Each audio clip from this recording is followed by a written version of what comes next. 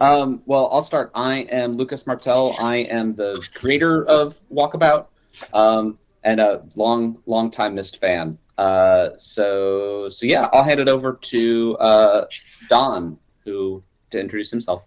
Hi, I'm Don Carson. I arrived at Mighty Coconut in September of last year. I come from the theme park world, and the connections between theme parks and VR just were so clear. And I'm also a huge Myst fan. From the moment I played it, it was very obvious to me that it was basically a theme park attraction that you could spend 40 hours in. So I'm super happy to be here. My name's Henning.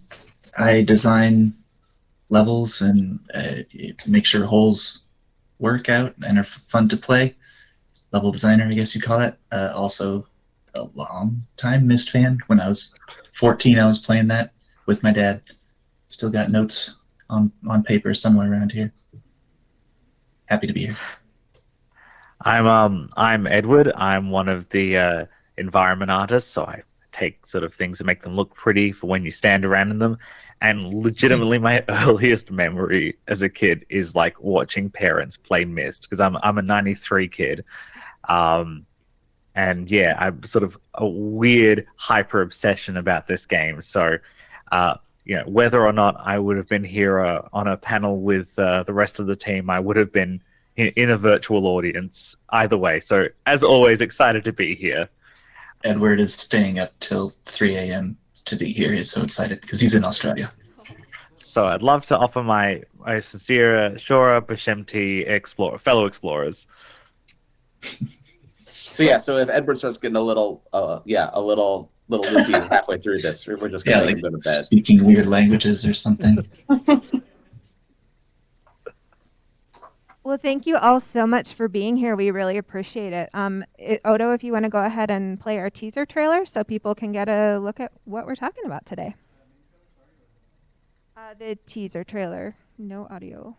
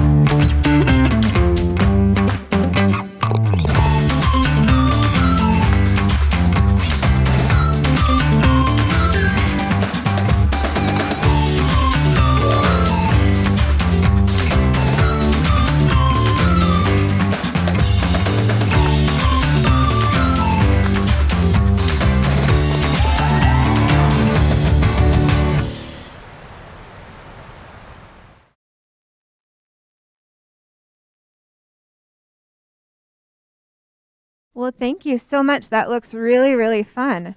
So I'm wondering, to get us started out, if you can just tell us a little bit about Walkabout Mini Golf and what it's all about and what the experience is like. Yeah, so as you can see, Walkabout, it's a VR game. We're trying to capture a very realistic mini golf experience, but as we're doing more courses and we're getting much more ambitious, we are almost thinking of it as much about world building as anything else. And the fact that we have all these courses, they provide this perfect sort of format for us to kind of create this entire world or visit worlds that people have always wanted to. Don definitely coming on board has really sort of pushed us, just sort of helped guide us into this sort of like that. We almost start thinking of many of these courses almost like a theme park that happens to have a mini golf course running through the middle of it. And we have now started doing a handful. In fact, Dan, if you even want to, I don't know if it's possible to even just play like the Labyrinth trailer, just without audio, just in the background, sort of like while we're kind of talking over. We won't be able to see it on our monitor, but feel free. It might give people a little taste, because just about 2 weeks ago, we launched our first licensed course that was based on Jim Henson's Labyrinth. And so if you're seeing that video, you might get a little flavor of sort of like how we went through the process of adapting a film like that into sort of into mini golf form. And as you'll see in a little bit, we really try hard to sort of like capture the environment, the feeling, but then also sort of like trying to do the fun version of various aspects of what was this plot point like in mini golf form, or in the case of Myst, sort of what would the puzzle version of this form sort of be in expressed through the language of mini golf. It's weird and fun, and it's also a multiplayer game, so it's a really, really good way for people to be able to all get together in the same place. We've got a lot of people who are playing with friends and family from around the world who they can't be together with in person, and it's as much almost a social experience, but it also works great in single player as well. So we have a wide mix of people playing, and did I miss any of the highlights, guys? That's basically it. Well, thank you very much. You probably can't hear the audience reaction, but they were very excited about that Labyrinth video. We definitely have some Labyrinth fans here who are recognizing some favorite things. Awesome. Can you talk a little bit about what it's like to translate the experience of playing mini golf to an electronic format? It's in some ways a very physical activity. So what does that look like from a gameplay standpoint? So, I mean, really what we're trying to do is to capture as realistic. We're using realistic physics. We really don't break anything, or we really don't do a lot of the things that in a typical video game you would cheat. Because it's in VR and you're swinging a controller, it is highly, highly accurate. We even have some people, I guess I was going to show when I don't have it here. We even got some people that have gotten like golf grip attachments for their VR controller, so you can swing it and it gives you the weight, and even the haptic feedback feels exactly like hitting a ball. It's amazing how realistic it feels. But so from a physics standpoint, we're really trying to follow reality. From a gameplay standpoint, maybe I'll hand it over to Henning to talk about taking some of the designs and doing some things that are larger than you could ever accomplish in the real world. That's true. Yeah, we can. So for Myst especially, we can do things like elaborate mechanisms and triggers that do something to the course that you can never pull off in real life, because it would be too dangerous and it would always be breaking. And so we came up with a new mechanism that hopefully gets close to feeling like you're solving a puzzle while you're playing mini golf. Try to translate as many puzzles as we could into mini golf form. We'll show you one later, but in more generally, as Lucas was talking about, we try to make it as authentic as possible. Like this could actually be a golf course. Like we put railings up around the walkways if we're high up, just to give you the feeling that this is an actual place, and it's actually comforting to people to almost be able to put their hand on a railing. Things like this. Yeah, unless we want to give them vertigo. I will admit to, at times, having gone to lean on a railing in VR or on a table surface and having fallen. Anyone here in the audience who's played sort of Myst VR will absolutely know the feeling of just going, oh yeah, I'll just go lean on something, and then discovering that it is in fact not real and falling over it. We got some laughs and nods and raised hands on that one, so they definitely know what you're talking about. So if someone is interested and wants to play Walkabout Mini Golf, what platforms is it available on, and where can they get it? So right now it's on Quest, Rift, Steam. We are actually on Viveport, although the DLCs aren't supported on Viveport right now. So if you want to play Myst, you should probably get it on one of the other ones. We do have we're calling it an AR version. It'll be coming to iOS and Android soon. We don't have an exact release date yet, but it will probably be here by the time that Myst comes around. But you actually play it by looking around your environment and physically swinging your phone while you're looking down the barrel of the putter. It works surprisingly well, and it is full. It will be full crossplay with the VR. So even if you don't have a headset, chances are you have a phone that will be able to run it, and at least you'll be able to get in with your friends, and hopefully they'll trick you into getting a VR headset because they're awesome. So that's kind of a perfect segue into why we're here at Mysterium specifically. There definitely seems to be a lot of interest in the mini golf, but we're Mysterium, not mini golf Sterium. So you touched on this, but I'm wondering if you can go into a little more detail about what your inspiration was to bring Myst to this format. Yeah, so we're all big fans of Myst. I played it probably when it was first released, I think. I think everyone but Edward. Was two. Yeah. So Sat down a baby in front of a Mac and went, just go for it. Just go for it. See what happens. Mm-hmm. And he beat it in like 12 hours. It was amazing. We don't Plus know 20 how he did it. years. Yeah. But yeah, so as we have been starting to look at other courses and doing some basically partnering up with other games, movies, and different things like that, we are looking at what sort of gets us excited, and also what is a place that we want to go to together, and that can maybe allow us to do something that we haven't been able to do with the game ourselves. And one of the big things that we're all big puzzle game fans, just puzzles in general.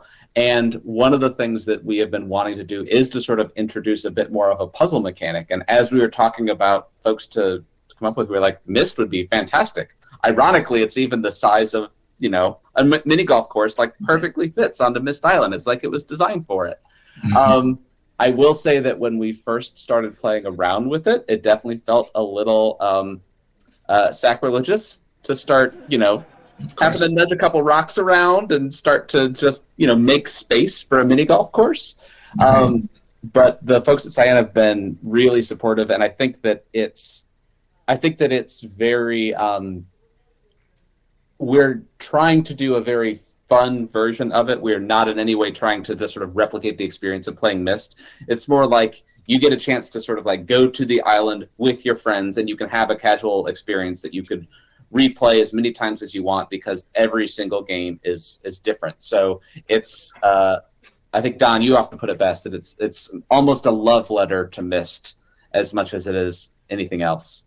Yeah, we really have policed ourselves, and we're constantly asking whether choices we make, no matter how small, is Myst enough, or if it's breaking something in some way. And having watched it evolve over the last months and weeks, I'm really happy to say that it just feels right.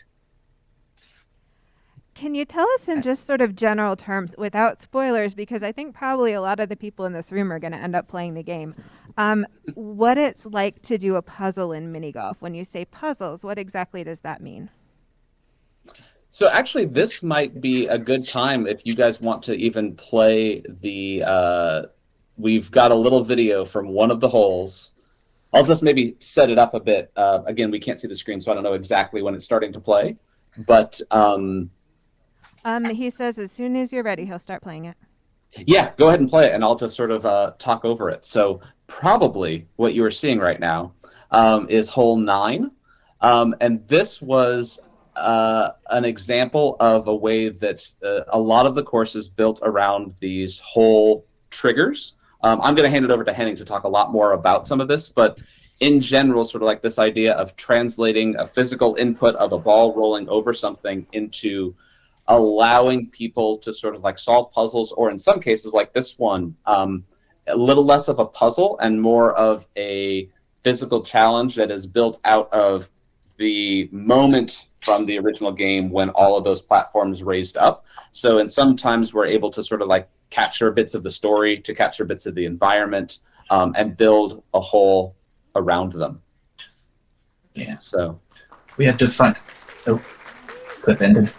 Yeah, that's the end of the clip. But yeah, I'd love to hand it over to Henning, who has really done all of the designs for the entire course, to just talk a bit more about about sort of like the experience is sort of how you go about designing something like that. I'm not sure all of my designs made it in, but I'm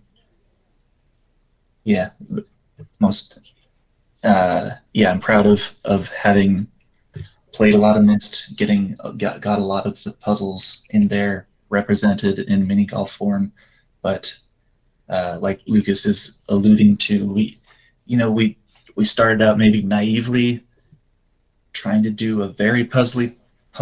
I love hard puzzle games. I wanted to make it harder on people than perhaps was wise, but you can't literally just like tell people here's the combo and then have them hit a ball into that number, then this number, then this number.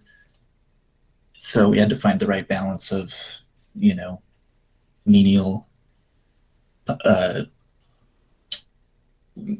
entry of a code and what's still fun to play and play over again once you've solved it the first time. There's still, the skill of actually playing the hole to deal with once you know what's going on. But we tried our best to have it be reminiscent of the puzzle, but also be fun once you've, the fun not be over once you've solved how to play it. And it should be pretty clear what to do when you step up to the plate. You don't have to play it once to figure out the puzzle. So that's about the level of the difficulty. Mm-hmm. We also, I'll jump in and say as well that one of the other things that we're also conscious of is that, ironically, there's a decent number of people who are playing Walkabout who might not have played Myst. So we also want to work very, very hard to create an experience that will be sort of like a little welcoming into the Myst world, that is still accessible, that you don't have to know the game in order to get something out of it. However, if you do, there will be a lot of Easter eggs and a lot of details that you'll pick up on that will really help, just sort of like that you'll appreciate it a lot more. And hopefully we can get many of those mini golfers to also check out Myst. It happens to be on all of the same platforms, so it's very easy to just hop over and actually get the actual game. So this might be sort of it's a little weird to think that this might be the thing that introduces some people to the world of Myst, and we're kind of thrilled about that. I love that. That's so awesome. With the understanding that you're only allowed to talk about the things you're allowed to talk about, and that's fine. I'm curious about what it was like to approach Cyan with this idea. What was that experience like? So this was one of the best sort of like pitch meetings that I've ever had, because all of the folks at Cyan were already playing Walkabout. So when we kind of approached them with the idea, we had reached out and hopped on the phone, and it was pretty clear that sort of like, oh yeah, we get what you want to do. It helps that we're also very similar in that we're completely independent. We are not owned by some big conglomerate or anything. We're roughly, we're even just a little bit smaller than Cyan is right now. So it's just, it feels like we're almost sort of sister companies in a way, and getting to know a lot of the folks over at Cyan. We actually just did a design retreat where we actually went up there and got to meet most of the Cyan people in person. It's been fantastic to sort of like, to sort of really, really welcoming, and the fact that they have allowed us to still, we want to be respectful, but at the same time, it's also mini golf. A lot of times we also talk about it sort of like the Lego version of something. Like, you're not trying to copy the exact thing. It's an ode to it, and it's a different rendition of that. So they got that just instantly, and I think that they've also had a decent bit of fun getting to be a little bit irreverent with some of the original Myst Island things. Did I miss anything in there, guys? I don't know, you were talking about being sacrilegious earlier, and I'm like, what's sacrilegious about putting over Tiana's grave? I think that's perfectly tasteful. There were discussions about that. There were discussions. Yeah, we had to make sure on that one. Well, we're about halfway through our time now, so I would love to open it up to audience questions. Obviously, we have people here in the room. If anybody has any questions, if you want to just put your hand up, I'll bring the mic to you so you can ask. Also, we have people watching on the stream that will get a chance to ask questions. And I am going to be receiving those here in a document on my phone, and we already have a lot. So if you see me looking at my phone, that's why I'm not ordering my lunch. So I'll go ahead and start asking the stream questions, but if anybody in the room has questions, just put your hand up. Okay, hey, we already have a couple. Can't wait. Bring it on. So, if you guys are doing your own rendition of Myst Island, are you guys considering doing a rendition of the Myst soundtrack? So all I could say right now is that we are trying to. There's a lot of things that we have to do with the to get the music rights, and we're negotiating all that stuff right now. So we can't guarantee that, but we are trying to basically do that.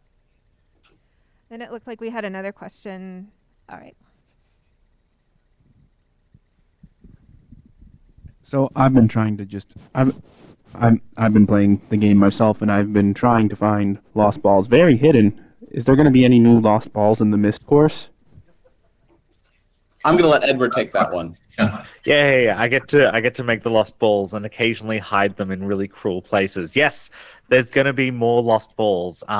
Because I think actually this course will have the most variety of lost balls. Normally, we have, if you'll be familiar with the game, each hole in a course has a lost ball on it, and you can pick it up if you find it, and you get to play with it in the future. And for various technical reasons, we try and have a couple that are custom with a cool pattern or like an image on it, and then some are just colors or faded, things like that. But Myst, every single one will be a custom pattern. And that's more than we've done on any other level. And I think it's because there was just too many ideas for things. And there's just going to... If I had my druthers, there would be like 180 different Myst balls, because I'm sure we could keep thinking of more. Just always more. Yeah. We had characters to work with in Labyrinth, but on Myst we didn't have that, so we really went nuts on the collectibles. Yeah. 18 brand new balls. I will also say that when we were there at Cyan, we spent probably an hour with Eric and Rand just talking about the lost balls. Yeah, so, yeah. So that actually became one of the things that we've talked about the most. So we're excited for people to see them. So we're going to shift over to a couple questions from the stream just to make sure those people get a chance too, and then we will come back to the audience here in the room. So from Philip Shane, the director of the Myst documentary, he asks, is Rhyme the 19th hole? Rhyme. That's a joke. You don't have to answer that, but you can if you want to. I was just excited that they announced in the opening that when they addressed Riven, and they revealed that it was actually just going to be a mini golf course. That's the next version of Riven. Cross my heart. Very real, not lying right now. I'll play it. So for our next question, this is from Cognitive Fallacy via Twitch. How much input does a company like Cyan or Henson have in the creation of their respective courses?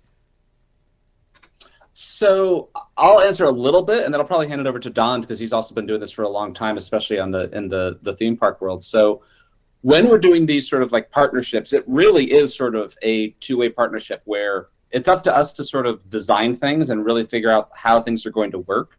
But we still want, like, there's still some back and forth in terms of like what we can do, what we can't do. Usually what it comes down to is there are certain things that are really important to Myst or to Hannah and Eric and Rand, or things that are that have to sort of like, oh no, we really need to get that because the fans will love it, or it's something that we really want to see in there. So it is it's very collaborative, and I would say that the Cyan folks have been, because they're also game developers as opposed to, especially like Labyrinth from as a film studio, they're not as involved in the game mechanics or the nitty gritty of game development. So I would say that Cyan has definitely been the most involved of anyone we've worked with. But Don, I'd love to hear your perspective, especially since you've been doing stuff like this for so long. Really, in the theme park business or the game business, especially when it's an existing IP that people love and have expectations for, you lead by delivering on expectations, and then once you deliver them, you delight by making slight changes or doing things that are unexpected. With Labyrinth, we had a film that had sequential scenes that then we had to deliver as a place. But with Myst, we have a really concrete, literal place that everybody's been to if they have VR, if they've played it over the years in various forms. So we utterly policed ourselves to make sure we were building on the expectations of the audience, and then we delight by the things that we do well. One of the things I think we do well is that our holes are so stylized, and Lucas mentioned the sort of the connection with Lego, the idea that we're creating something that is a stylized interpretation, which the Henson people were very happy about. They weren't having to worry about whether or not our textures were right on or whether the puppets were exactly right from the film. We get to sort of lightly interpret, and then something else we get to lean on is that in the end, we are a miniature golf cart course. And so we asked ourselves, if someone gave us millions of dollars and said, build Myst Island physically as a miniature golf course, what choices would we make? And I think that's been our focus with Myst Island, is how do you meet expectations, and then once you've met them, delight people by the choices you've made from that point on. And I would like to add quickly something that I've seen happen from the design perspective is the interpretation of how would Myst Island work and look if you were catering to have multiple people there as a social experience, rather than in Myst you're really by yourself. You can get into tiny nooks and crannies and all that good stuff. But in Walkabout, primarily the best form of it is being with a group of people and riffing on each other and just having a good time in a place. So what happens to Myst Island when every place that you might want to go on it, you all have to be there? It sounds like pissed, only nice. We don't. Mattress we don't know, King. We don't know. Oh, okay, he knows what you're talking about. I was. From Trash Panda QC, we have, how much did you get to work with Cyan assets versus end up with needing to make your own? Are you basically rebuilding Myst Island from the ground up? So that was actually one of the other things that helped out tremendously, because we were able to get the actual assets from Cyan. So that was hugely helpful, and just in the figuring out phase. That said, we do have an art style that we kind of need to follow and various things that our game requires. So ultimately we have rebuilt everything. But I would also love to throw that to Edward and Don as well, this sort of talking about how you sort of like reinterpret something in our low poly style. Yes, Edward, please. Oh, okay. It's me, everyone. Yes, so it was really quite, a dream to get the assets for Myst Island. Like, Yeah. Oh my God, it's like seeing behind the curtain at Disneyland. But when we want to rebuild something for our game, it is very uniquely different, and it's not quite low poly as you see it in a lot of other places, because it's low poly but a high poly version, because a low poly art asset might have a triangle that's 0.5 meter wide, and if you're standing in a place that is made of triangles that are that big, it's incredibly dull. So we have to try and figure out, when we did the clock tower, I was trying to go, okay, so how big are bricks in our game so that it looks right, it uses the right amount of resources, but then you want to damage them a bit so it feels a bit more lived in. Okay, well, how damaged can it be while still looking low poly? And so, there was always, I've had sort of every version of Myst constantly being opened and closed on a computer to get a feel of every version. But then it's about trying to figure out how far you can push it so that when you're standing next to it, it all feels nice and solid while still looking low poly, which is a balancing act. What would you say about that, Don?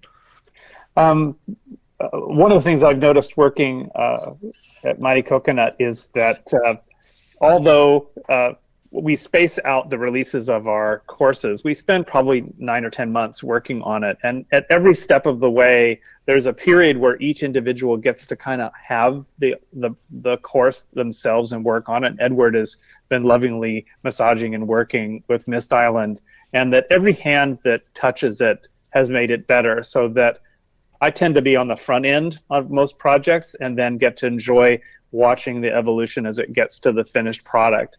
And I think Myst Island was especially one where we were initially playing it with a lot of the Cyan assets, but now that we've kind of replaced them with our own, it has a very unique walkabout feel, and yet in its bones and DNA, you still get the feeling that the fog is chilling your bones like it did in your imagination back in 1995.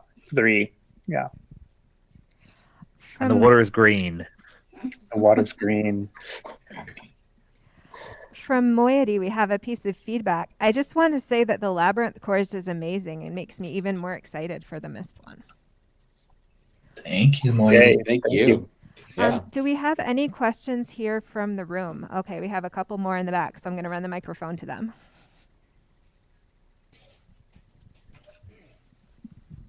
You already showed off what you called the 9th hole with the clock tower, and mini golf courses in general, the 18th hole is always the big one. How difficult was it to choose what major landmark of Myst Island would be your finale for the course? I don't need to know what it is, but I just want to know how difficult it was to choose.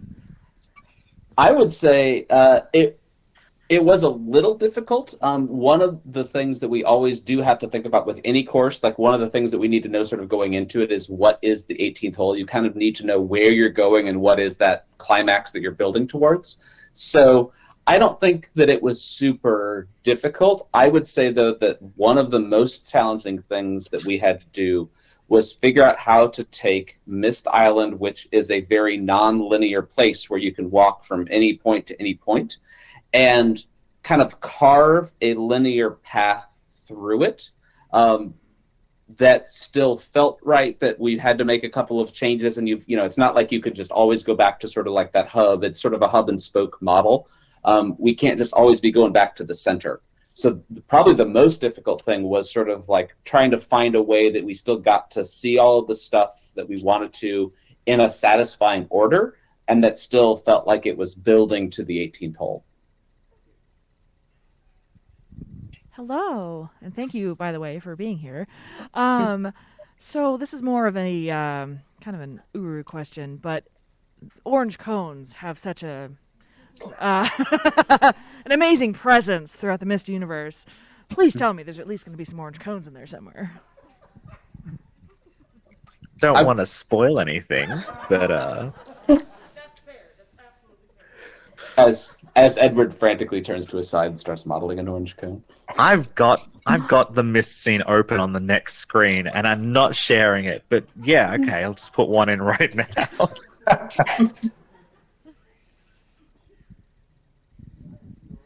Will there be any Easter eggs? Lots and lots of Easter eggs, both in the gameplay itself.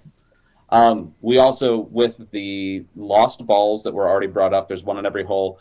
One of the other cool things that if you don't know Walkabout, one of the other things that we do is there are actually two versions of the course. There's the regular course, which is, you'd seen just a little snippet of that. But then we also we always do a harder version of the course that we often call night mode. Excuse me, just sorry about that. So in night mode, the holes get harder. The puzzles, we're able to do more stuff. It's really for some folks who really want more of a challenge. You also it allows us to sort of like reinterpret that scene with some gorgeous, brand new lighting scheme. And the other big thing that we often do is that rather than lost balls in the hard mode, we also have it's called a fox hunt, which is essentially a treasure hunt, a sequence of clues that Henning has created. And we do this on every single one, and that's what unlocks the special collectible putter. But so that also allows us to do a lot of storytelling and additional puzzles that are very much like, honestly, the fox hunts sort of started as kind of like our love for Myst. But yeah, Henning, I'd love for you to talk a bit more about the fox hunts. And It's true. Yeah, I'm right in the middle of designing that fox hunt right now as we speak. But yeah, that's kind of my opportunity to do more puzzly things and like even get even mistier with it. This one, you don't have to play this game within a game. You don't have to play mini golf through it. So we're sticking a lot of new puzzles in here and new Easter eggs just for the fox hunt, and new collectibles also. Yeah, it's going to be.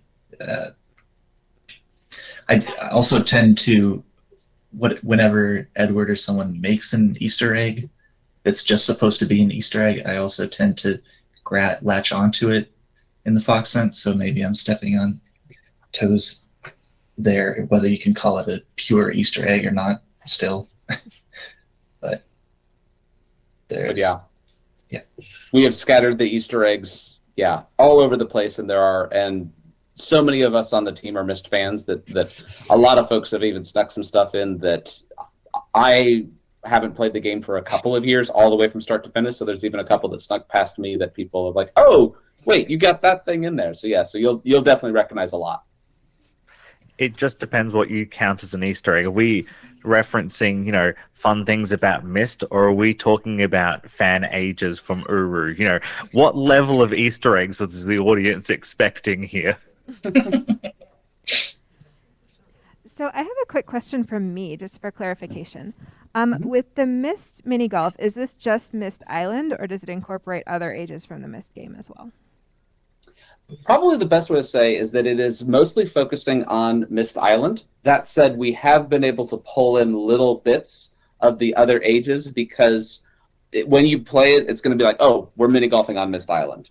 But because we don't have the limitations of some of the puzzle mechanics, and because we're not actually going to some of the other ages, that does allow us to sort of pull little bits from the Selenetic age or the Channel Wood. And I would also say that everyone on the team has done a really good job of, as you go through the course, the areas that are related to the Selenetic age kind of bring in either a little mechanic or a little visual or a little architectural piece from each of those ages that does sort of like make it a little bit more, but it's still going to be very, very recognizable as Myst Island.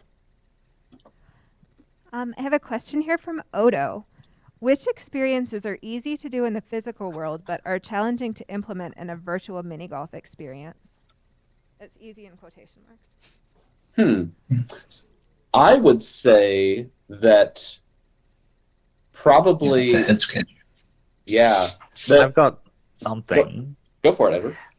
Something that's not so much easy and then hard to translate, but something that might be easy in another video game, such as, say, the recent, in Myst, and hard in our game, is that video games, we have a lot of cheats. We normally, it's a lot of sort of smoke and mirrors.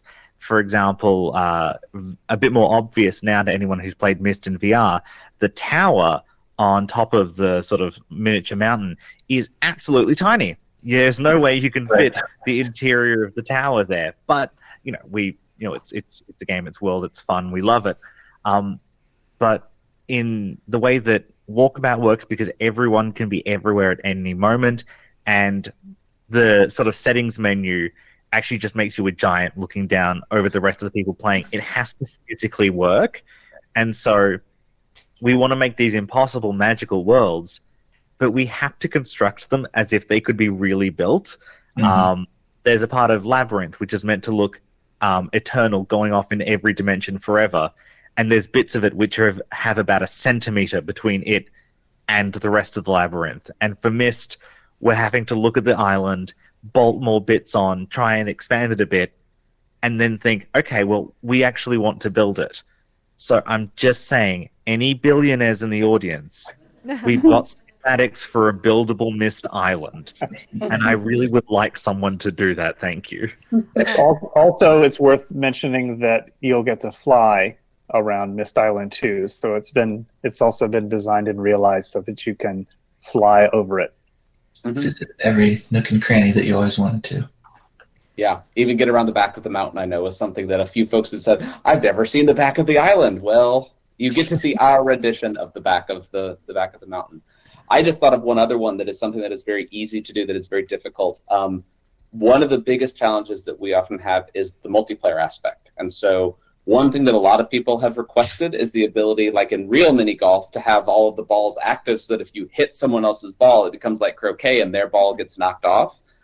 That is something that from a physics standpoint, handing that back and forth is very difficult. And one of the most challenging things on Myst has been you have puzzles, but you also have multiple people playing them simultaneously. Yeah. So we have to do sort of like a reset mechanism so that when it's your turn, the puzzle readjusts into the solution that you had, not what the person who was just playing has been. And it works great, but it took a lot of work to get there. The holes can be in any multiple states, and we have to reset it for each person, depending on how they made it through. Mm-hmm. So piggybacking off the croquet aspect, we have a question from Revelation Fan 10, who says, "Ooh, can you hit Cirrus and Achenar with golf balls through their linking book panels in the library?" What would happen if we hit the book? Would they complain about that? It's like, does a golf ball count as a living being? If you put a golf ball in the book, does it punt one of them out, or does it just like launch a shoe at you? These are the real questions. Yeah. Yeah, I think this spurred some surprisingly good discussion. If you feed them enough golf balls, they hop out of the book and put you in. I will say that one of the funnest things about working on this game is having very serious discussions about very silly things. We spend a lot of time discussing, the mechanics of how, I was about to give a spoiler or something. Yes, we spend a lot of time discussing how a putter shaped like a windmill actually functions in the real world and different things like that. So yeah, we take a lot of that stuff very, very seriously in order to deliver. Oh, the stink ball was one of the ones on Labyrinth that if you hit it into the bog of eternal stench, your ball stinks for the rest of the match. There was a lot of discussion of how much it should stink, and ultimately we settled on that there's a particle effect of some gaseous green fumes that come off of it. We found was like the right balance between fun and silly, but also not annoying. There were fart sounds at one point. A lot of discussions. question from Biznautic. Can you publish statistics for things like most used putter and most used ball? And are there statistics on how many rounds are played on new courses when they launch? I would have to look to get that. I mean, so whenever a new course comes out, that's always the most popular course for that, especially that first day, but then for that first week or two. I don't even know that we're tracking which ball people use. We're very privacy oriented, so we make a point of not really tracking much of anything. No ads, none of that stuff. So I actually wonder though because I don't even think that we're tracking which putter people are using. We know which courses have been played. We know how many people played. Or like whether it was like a single player or a 2-player game or something like that. But we should probably do that. I'd be very curious to find out which one is the most popular one. And just like that, you've gone from privacy orientated to data collection. Oh, that'd be cool. Yeah, that's not. I want to know now too. Yeah, that's not really sort of like I don't think that anyone would be offended if they found out that we knew which putter they were using. It's a very personal choice. From Charles L. 1223, are team game modes coming? Yeah, so we can't.